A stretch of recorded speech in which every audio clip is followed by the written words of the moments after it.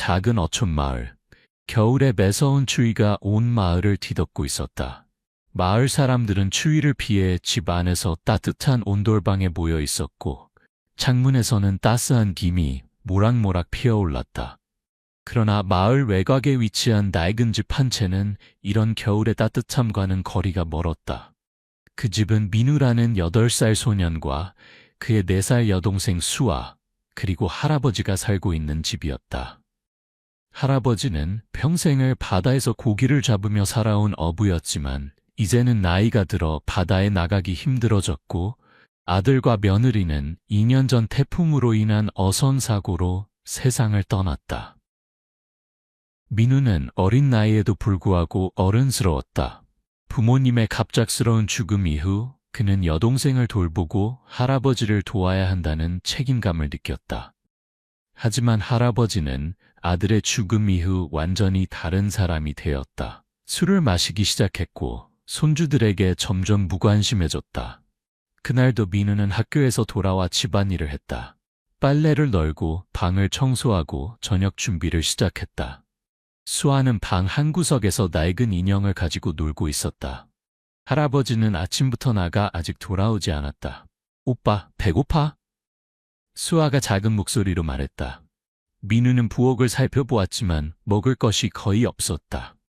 쌀은 어제 다 떨어졌고 냉장고에는 김치 조금과 된장 한 통이 전부였다. 할아버지가 술을 사러 가면서 가져간 돈이 집에 남아있는 마지막 돈이었다. 조금만 기다려, 수아야. 할아버지가 오시면 무언가 사오실 거야. 하지만 민우의 말에도 수아의 배고픔은 가시지 않았다. 시간이 흘러 저녁이 되었지만 할아버지는 여전히 돌아오지 않았다. 바깥은 더욱 추워졌고 난방을 할 연료도 떨어져 가고 있었다. 민우는 결심했다. 그는 수아의 낡은 겨울 외투를 입히고 자신도 얇은 점퍼를 걸쳤다.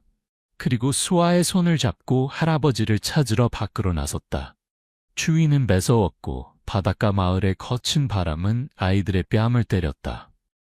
민우는 수아를 안고 마을로 향했다. 마을의 유일한 술집, 할아버지가 항상 가는 그곳으로 향했다. 술집 앞에 도착했을 때 민우는 창문을 통해 안을 들여다보았다. 할아버지는 구석에서 혼자 술을 마시고 있었다. 민우는 용기를 내어 문을 열고 들어갔다. 할아버지. 민우의 목소리는 떨렸다. 할아버지는 고개를 들어 민우와 수아를 보았지만 그의 눈은 초점이 없었다. 술에 취해 있었다. 뭐하러 여기 왔어? 집에 가. 민우는 수아를 안고 할아버지에게 더 가까이 다가갔다.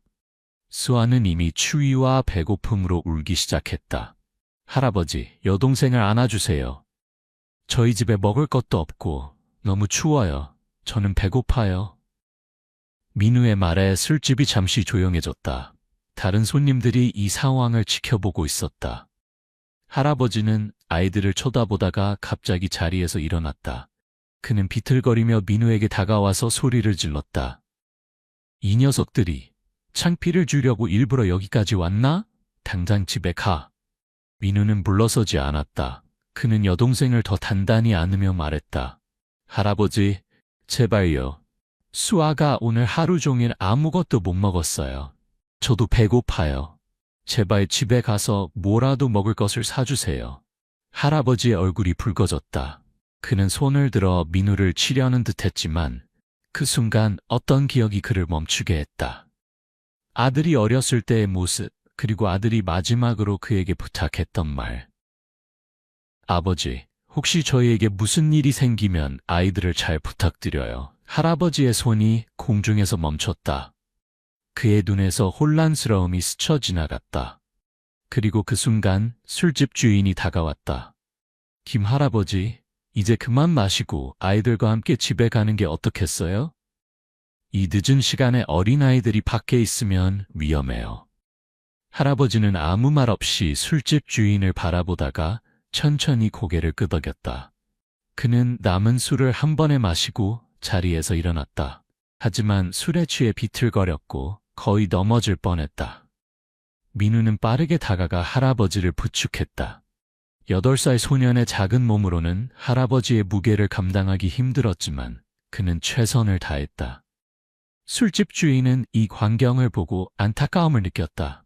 그는 계산대에서 무언가를 꺼내어 민우에게 건넸다. 이건 오늘의 남은 김밥이야. 할아버지와 함께 집에 가서 먹으렴. 민우는 감사한 마음으로 김밥을 받았다. 수아의 눈이 반짝였다. 세 사람은 함께 집으로 향했다. 할아버지는 여전히 비틀거렸지만 이상하게도 그의 마음은 조금씩 맑아지는 느낌이었다. 그는 민우가 자신을 부축하며 필사적으로 노력하는 모습을 보았다. 그리고 수아가 작은 손으로 할아버지의 옷자락을 잡고 따라오는 모습도 보았다. 집에 도착했을 때 방안은 이미 차가워져 있었다. 민우는 재빨리 남은 연탄으로 난로를 피웠고 술집 주인이 준 김밥을 수아와 나누어 먹었다. 할아버지는 방 한구석에 앉아 아이들을 바라보았다. 민우는 김밥의 절반을 할아버지에게 건넸다. 할아버지도 드세요. 할아버지는 손주의 작은 손에서 김밥을 받았다. 그 순간 무언가가 그의 마음을 찔렀다. 이렇게 어린 아이들이 자신 때문에 고통받고 있다는 사실, 그리고 그가 자신의 의무를 저버리고 있다는 사실이. 그날 밤 할아버지는 오랜만에 맑은 정신으로 잠자리에 들었다. 그는 옆에서 자고 있는 손주들을 바라보았다. 민우는 수아를 감싸 안은 채 잠들어 있었다. 그들의 얼굴은 평화로웠지만 할아버지는 그들이 겪고 있는 고통을 알았다. 다음날 아침 민우가 눈을 떴을 때 할아버지는 이미 집을 나간 뒤였다. 민우는 또 할아버지가 술을 마시러 갔다고 생각했다. 그는 한숨을 쉬며 수아를 깨웠다. 수아야, 일어나. 오늘은 내가 어떻게든 먹을 것을 구해올게. 민우는 수아에게 따뜻한 물을 마시게 하고 자신은 마을로 나갔다. 그는 이웃집을 돌며 일을 도와줄 테니 음식을 달라고 부탁할 생각이었다. 첫 번째 집에서 민우는 마당 청소를 도와주고 작은 감자 몇 개를 받았다. 두 번째 집에서는 물을 길어다 주고 밥 한 공기를 얻었다. 그는 조금씩 모은 음식을 가방에 담아 집으로 돌아가려 했다. 그때 마을 어귀에서 할아버지를 만났다. 할아버지는 양손에 장바구니를 들고 있었다. 민우는 놀라서 할아버지에게 다가갔다. 할아버지, 어디 갔다 오세요? 할아버지는 민우를 보고 잠시 멈췄다. 그는 민우에게 장바구니 하나를 건네주며 말했다. 시장에 다녀왔다. 이제 집에 가자. 민우는 이상하게 생각하며 장바구니를 들여다보았다. 그 안에는 쌀, 야채, 고기, 그리고 수아가 좋아하는 과자까지 들어있었다. 민우는 할아버지가 술을 끊고 식료품을 사왔다는 사실이 믿기지 않았다. 집에 도착하자 수아가 반갑게 달려나왔다. 그녀는 할아버지의 다리를 껴안으며 말했다. 할아버지, 보고 싶었어요. 할아버지는 잠시 어색하게 서 있다가 조심스럽게 손을 뻗어 수아의 머리를 쓰다듬었다. 그것은 아들이 죽은 이후 할아버지가 손주들에게 보인 첫 번째 애정 표현이었다. 그날부터 할아버지는 조금씩 변하기 시작했다. 그는 더 이상 술을 마시러 나가지 않았고 대신 마을의 작은 시장에서 일을 구했다. 물건을 나르는 일이었는데 힘든 노동이었지만 할아버지는 불평하지 않았다. 민우와 수아도 할아버지의 변화를 느꼈다. 할아버지는 저녁이면 아이들에게 이야기를 들려주었고 주말에는 함께 바닷가를 산책했다. 천천히, 그러나 확실하게 그들은 다시 가족이 되어가고 있었다. 몇 개월이 지났을 때 마을에 큰 회사가 들어온다는 소식이 들렸다. 그들은 이 작은 어촌을 관광지로 개발하려는 계획을 가지고 있었다. 많은 마을 사람들은 일자리가 생길 것이라는 기대에 부풀었다.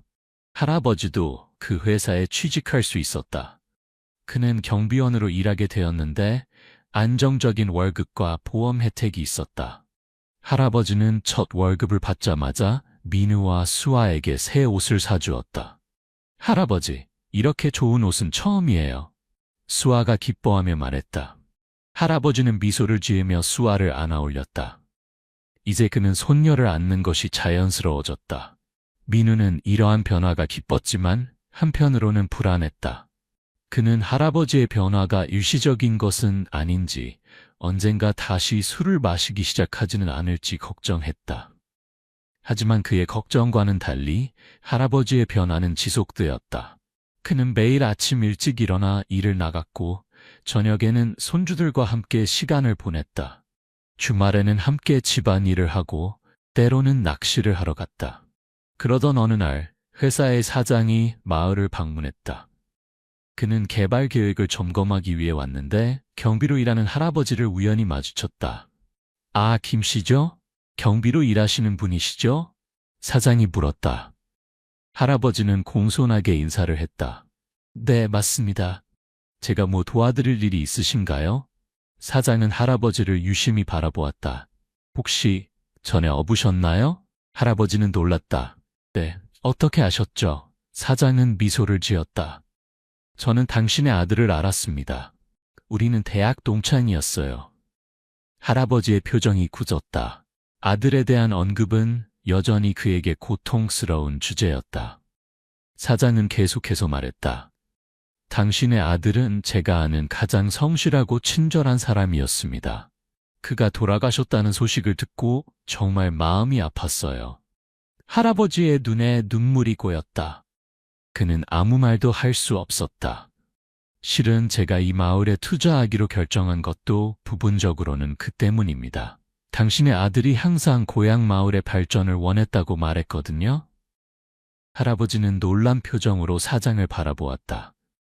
그는 이 우연한 만남이 운명처럼 느껴졌다.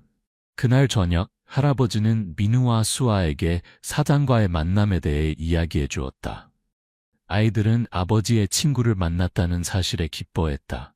아빠 친구가 우리 마을에 온 거예요? 와, 정말 신기해요. 수아가 말했다. 민우는 조금 더 깊게 생각했다. 할아버지, 아빠가 마을 발전을 원하셨다고요? 어떤 식으로요? 할아버지는 잠시 생각에 잠겼다. 너희 아버지는 항상 이 마을이 더 좋은 곳이 되길 바랐단다. 좋은 학교와 병원이 있고 젊은이들이 떠나지 않아도 되는 그런 마을을 꿈꿨지. 민우는 고개를 끄덕였다. 그는 아버지가 어떤 사람이었는지 더 알고 싶었다. 다음 날 사장은 할아버지를 자신의 사무실로 불렀다. 그는 할아버지에게 특별한 제안을 했다. 김씨, 당신은 이 마을과 바다에 대해 누구보다 잘 알고 계실 겁니다. 우리 회사는 이 마을을 개발하려고 하는데 당신의 조언이 필요합니다. 단순한 경비일 대신 우리 프로젝트의 자문으로 일하시는 건 어떨까요? 할아버지는 놀라움을 감추지 못했다. 저요? 하지만 저는 그저 늙은 어부일 뿐입니다. 사장은 미소를 지었다. 바로 그것이 우리에게 필요한 경험입니다. 우리는 이 마을의 전통을 살리면서도 현대적인 관광지로 발전시키고 싶습니다. 당신의 지식은 매우 귀중할 것입니다. 할아버지는 이 제안을 받아들였다. 그는 이제 회사의 자문으로서 더 나은 대우와 임금을 받게 되었고, 이는 민우와 수아에게 더 좋은 생활을 제공할 수 있게 해주었다. 할아버지의 새로운 역할은 그에게 자부심을 주었다. 그는 더 이상 늙고 무용한 사람이 아니라 마을의 미래를 위해 중요한 역할을 하는 사람이 되었다. 그리고 이 모든 변화는 그날 밤 민우가 용기를 내어 술집으로 찾아왔기 때문에 가능했다. 시간이 흘러 민우는 15살이 되었고 수아는 11살이 되었다. 마을은 크게 변했다. 새로운 학교가 지어졌고 병원도 생겼다. 관광객들이 찾아오기 시작했고 마을 사람들의 생활도 점점 나아졌다. 할아버지는 이제 회사의 중요한 인물이 되었다. 그는 마을과 회사 사이의 가교 역할을 했고 마을 사람들의 의견을 회사에 전달하며 개발이 마을 사람들에게 이익이 되도록 노력했다. 민우는 할아버지가 자랑스러웠다. 그는 학교에서도 우수한 성적을 유지하며 할아버지를 기쁘게 했다. 하지만 수아는 최근 들어 건강이 좋지 않았다. 그녀는 자주 피곤해했고 식욕도 없었다. 할아버지와 민우는 걱정이 되어 그녀를 병원에 데려갔다. 의사는 수아를 검사한 후 심각한 표정으로 말했다. 수아 양의 신장 기능이 저하되고 있습니다. 더 정밀한 검사가 필요합니다. 그 말은 가족에게 충격을 주었다. 더 자세한 검사 결과 수아는 선천적인 신장 질환을 가지고 있었고 상태가 점점 악화되고 있었다. 수아는 신장 이식이 필요합니다. 의사가 말했다. 가족 중에 적합한 공여자가 있는지 검사해 봐야 합니다. 할아버지와 민우는 즉시 검사를 받았다. 결과는 민우의 신장이 수아에게 적합하다는 것이었다. 민우는 망설임 없이 동의했다. 저는 수아에게 제 신장을 주고 싶어요. 그가 말했다. 할아버지는 민우의 결정에 감동했지만 한편으로는 걱정됐다. 민우야, 이건 큰 수술이야. 너도 위험할 수 있어. 민우는 고개를 저었다. 제가 수아를 돌봐야 해요, 할아버지. 수아는 제 여동생이에요. 할아버지는 민우의 결심을 보며 가슴이 뭉클해졌다. 이 어린 손자가 보여준 용기와 사랑은 그에게 깊은 감동을 주었다. 수술 날짜가 정해졌다. 그러나 문제는 수술 비용이었다. 할아버지의 월급만으로는 감당하기 어려운 금액이었다. 할아버지는 사장에게 도움을 청하기로 결심했다. 그는 사장의 사무실을 찾아가 상황을 설명했다. 사장은 할아버지의 이야기를 듣고 깊이 생각했다. 김 씨, 당신은 지금까지 우리 회사에 많은 도움을 주셨습니다. 이제 우리가 도울 차례입니다. 사장은 회사 이름으로 수술 비용 전액을 지원하겠다고 약속했다. 그는 또한 수술 후 회복 기간 동안 할아버지에게 유급 휴가를 제공했다. 할아버지는 감격해서 어쩔 줄 몰랐다. 정말 감사합니다. 이 은혜를 평생 잊지 않겠습니다. 사장은 미소를 지었다. 김 씨의 아들은 제 소중한 친구였습니다. 그리고 저는 항상 그가 말했던 것을 기억합니다.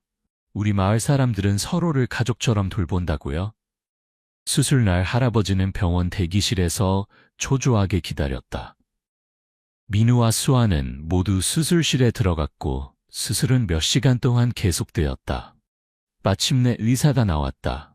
수술은 성공적이었습니다. 두 아이 모두 안정적인 상태입니다. 할아버지는 안도의 눈물을 흘렸다. 그는 회복실에 누워있는 민우와 수아를 번갈아 방문했다. 두 아이 모두 창백했지만 살아있었다. 민우가 먼저 의식을 되찾았다. 그는 약하게 미소를 지으며 할아버지의 손을 잡았다. 수아는 어때요? 수술이 잘 됐어요? 할아버지는 고개를 끄덕였다. 응, 의사 선생님이 아주 성공적이라고 하셨어. 너 정말 용감했어, 민우야. 민우는 안도의 한숨을 내쉬었다. 다행이에요. 수아가 건강해지면 좋겠어요. 며칠 후 수아도 의식을 되찾았다. 그녀의 상태는 점차 좋아졌고 의사들은 이식된 신장이 잘 기능하고 있다고 말했다. 회복 기간 동안 할아버지는 손주들 곁을 떠나지 않았다. 그는 병실에서 밤을 새우며 아이들을 돌보았다. 병원에 있는 동안 마을 사람들과 회사 동료들이 찾아와 위로와 응원을 전했다. 많은 사람들이 도움을 주겠다고 제안했고 일부는 음식이나 필요한 물건들을 가져왔다. 할아버지는 이러한 지원에 깊은 감사를 느꼈다. 그는 이제야 자신이 혼자가 아니라는 것을 깨달았다. 마을 전체가 그와 손주들의 가족이었다. 수술 후 한 달, 민우와 수아는 모두 건강을 회복하고 집으로 돌아올 수 있었다. 집에 돌아온 첫날, 그들은 마을 사람들이 준비한 깜짝 환영회에 놀랐다. 집 앞마당에는 민우와 수아의 건강한 귀환을 축하합니다 라는 현수막이 걸려 있었고 테이블에는 맛있는 음식들이 가득했다. 이게 다 뭐예요? 수아가 놀라서 물었다. 할아버지는 손주들의 어깨를 감싸며 말했다. 모두 너희를 사랑하는 마을 사람들이 준비한 거란다. 민우는 깊은 감동을 느꼈다. 그는 자신의 작은 행동이 이렇게 많은 사람들의 마음을 움직일 수 있다는 것이 믿기지 않았다. 파티가 끝나고 집에 남은 세 사람, 할아버지는 민우와 수아를 앉히고 진지한 이야기를 시작했다. 민우야, 수아야. 할아버지가 너희에게 말하고 싶은 게 있단다. 아이들은 조용히 할아버지를 바라보았다. 할아버지는 너희 부모님이 돌아가신 후에 정말 나쁜 할아버지였어. 슬픔에 빠져서 술을 마시고 너희를 제대로 돌보지 못했지. 할아버지의 목소리가 떨렸다. 하지만 그날 밤 민우가 용기를 내서 술집으로 찾아왔을 때 네가 수아를 안고 할아버지, 여동생을 안아주세요. 우리는 배고파요 라고 말했을 때 그 순간 할아버지는 깨달았단다. 내가 얼마나 이기적이었는지, 그리고 너희에게 얼마나 큰 상처를 주고 있었는지. 할아버지의 눈에서 눈물이 흘러내렸다. 그래서 그날 이후로 할아버지는 변하기로 결심했어. 너희 부모님이 원하셨던 대로 너희를 제대로 돌보고 이 마을을 더 좋은 곳으로 만들기 위해 노력하기로 했단다. 민우와 수아는 할아버지에게 다가가 그를 꼭 안았다. 할아버지, 괜찮아요. 우리는 할아버지를 사랑해요. 수아가 말했다. 민우도 고개를 끄덕였다. 네, 할아버지. 우리는 가족이에요. 가족은 서로 용서하고 사랑하는 거예요. 할아버지는 손주들을 품에 안으며 눈물을 흘렸다. 그는 자신이 얼마나 운이 좋은 사람인지 깨달았다. 운명은 그에게 두 번째 기회를 주었고 그는 그것을 놓치지 않았다. 그날 밤 세 사람은 오랜만에 함께 저녁을 먹었다.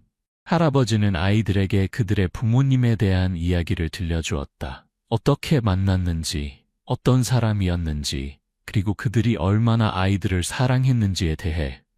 너희 아버지는 항상 이 마을을 더 좋은 곳으로 만들고 싶어 했단다. 그는 마을 아이들이 좋은 교육을 받고 모든 사람들이 건강하게 살 수 있는 곳을 꿈꿨지. 민우는 생각에 잠겼다. 그럼 저도 아빠처럼 마을을 위해 일하고 싶어요. 커서 의사가 될래요. 그래서 수아처럼 아픈 아이들을 도울 거예요. 할아버지는 미소를 지었다. 그래, 그거 정말 좋은 생각이구나. 시간이 흘러 민우는 18살이 되었다. 그는 서울의 의과대학에 합격했고 장학금도 받았다. 수아는 14살이 되었고 건강을 완전히 회복해 활기찬 중학생이 되었다. 할아버지는 이제 마을개발위원회의 회장이 되었다. 그는 마을의 전통을 보존하면서도 현대적인 발전을 이끄는 데 중요한 역할을 했다. 마을은 유명한 관광지가 되었고 주민들의 생활 수준도 크게 향상되었다. 민우가 서울로 떠나기 전날 밤 할아버지는 그를 바닷가로 데려갔다. 그들은 모래사장에 앉아 밤하늘의 별들을 바라보았다. 민우야, 할아버지가 너에게 고맙다는 말을 제대로 한 적이 없구나. 민우는 의아해하며 할아버지를 바라보았다. 그날 밤 네가 용기를 내어 할아버지를 찾아왔을 때 너는 우리 가족의 운명을 바꿨어. 할아버지뿐만 아니라 이 마을 전체의 운명을. 민우는 쑥스러워하며 고개를 저었다. 아니에요, 할아버지. 저는 그저 수아와 할아버지를 위해 할 수 있는 일을 한 것뿐이에요. 할아버지는 주머니에서 작은 상자를 꺼냈다. 이건 너희 아버지의 시계란다. 그가 결혼할 때 내가 선물했던 거야. 이제 네가 가져가렴. 민우는 감동하여 시계를 받았다. 그것은 오래되었지만 여전히 아름다운 시계였다. 정말 감사합니다, 할아버지. 소중히 간직할게요. 네가 서울에서 공부하는 동안 이 시계가 너에게 가족과 고향을 상기시켜주길 바란다. 그리고 네가 의사가 되어 돌아올 때까지 할아버지와 수아는 여기서 기다리고 있을 거야. 민우는 할아버지를 꼭 안았다. 그는 자신의 미래에 대한 확신과 함께 이 모든 것이 그날 밤 용기를 내어 한 말 때문에 가능했다는 것을 깨달았다. 할아버지, 여동생을 안아주세요. 저희는 배고파요. 그 작은 요청이 그들의 삶을 영원히 바꾸어 놓았다. 다음 날 민우는 서울행 버스에 올랐다. 할아버지와 수아는 그를 배웅하기 위해 정류장에 나왔다. 건강해, 민우야. 열심히 공부하고 자주 연락하렴. 할아버지가 말했다. 수아는 오빠를 꼭 안으며 오빠, 빨리 의사 되어서 돌아와 라고 외쳤다. 민우는 미소를 지으며 고개를 끄덕였다. 걱정 마, 수아야. 금방 돌아올게. 그동안 할아버지 잘 모셔. 버스가 출발하면서 민우는 창밖으로 점점 작아지는 할아버지와 수아의 모습을 바라보았다. 그의 마음은 슬픔과 희망으로 가득 찼다. 그는 이제 새로운 여정을 시작하지만 언젠가는 반드시 고향으로 돌아와 더 많은 사람들을 도울 것이라고 다짐했다. 서울에서의 생활은 민우에게 쉽지 않았다. 학업은 어려웠고 대도시의 생활 방식은 그에게 낯설었다. 하지만 그는 포기하지 않았다. 그는 매일 밤 아버지의 시계를 바라보며 자신의 목표를 상기시켰다. 대학 2학년 때 민우는 의학 교수의 특별한 주목을 받았다. 그는 민우의 열정과 성실함에 감명을 받았고 그를 자신의 연구 프로젝트에 참여시켰다. 김민우 학생, 자네는 특별한 재능이 있어. 단순히 의학 지식뿐만 아니라 환자를 진정으로 이해하고 공감하는 능력이 있지. 민우는 교수의 말에 감사했지만 그것은 단지 그가 작은 어촌 마을에서 배운 가치였다. 가족과 이웃을 돌보는 것, 그리고 어려움 속에서도 희망을 잃지 않는 것. 민우는 대학에서 신장학을 전공으로 선택했다. 수아의 경험이 그의 선택에 큰 영향을 미쳤다. 그는 신장 질환으로 고통받는 어린이들을 돕고 싶었다. 대학원 과정 중 민우는 혁신적인 신장 투석 방법에 관한 연구로 주목을 받았다. 그의 연구는 특히 어린이 환자들에게 적합한 새로운 접근법을 제시했다. 김민우 선생님의 연구는 많은 어린이 환자들에게 희망을 줄 것입니다. 대학병원의 원장이 말했다. 민우는 항상 자신의 성공을 가족과 나누었다. 그는 정기적으로 할아버지와 수아에게 전화를 걸어 자신의 생활과 연구에 대해 이야기했다. 할아버지, 제 연구가 학회에서 큰 관심을 받았어요. 곧 논문도 발표될 예정이에요. 민우가 자랑스럽게 말했다. 할아버지는 전화기 너머로 기쁨에 찬 목소리로 대답했다. 정말 자랑스럽구나, 민우야. 네 부모님도 하늘에서 널 보며 기뻐하실 거야. 수아는 고등학교에 진학했고 그녀도 오빠처럼 의사가 되기를 꿈꾸었다. 그녀는 건강 문제에도 불구하고 열심히 공부했고 좋은 성적을 유지했다. 마을은 계속해서 발전했다. 할아버지의 리더십 아래 마을은 전통적인 어촌의 매력을 유지하면서도 현대적인 시설과 서비스를 갖추게 되었다. 특히 마을 병원은 크게 개선되어 이제는 인근 지역에서도 치료를 받으러 오는 사람들이 있었다. 민우는 의대를 우수한 성적으로 졸업하고 서울의 유명 대학병원에서 레지던트 과정을 시작했다. 그의 전문 분야는 소아신장학이었다. 레지던트 과정을 마친 후 민우는 중요한 결정을 내려야 했다. 서울의 대형 병원에서 좋은 조건으로 그를 채용하고자 했지만 그의 마음은 항상 고향으로 향해 있었다. 어느 날 민우는 고향 마을의 병원장으로부터 제안을 받았다.